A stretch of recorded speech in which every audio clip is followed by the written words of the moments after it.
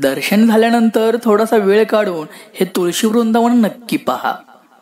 15 रुपयाचं तिकीट काढून आतमध्ये आल्यावर तुम्हाला हा सुंदर नजारा पाहायला मिळतो.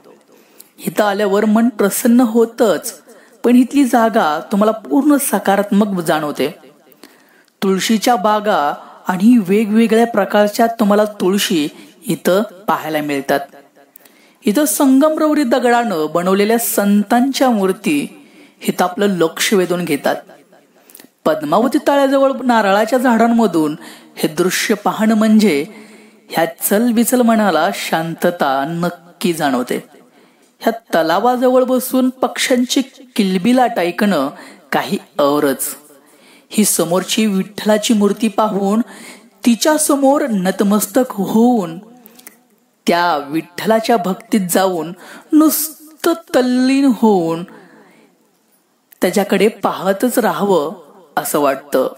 आणि ही देखणी मूर्ती जसजसा सूर्य मावळतीला जात राहतो तशी तुळशी वृंदावन पाहण्याजोगं होतं.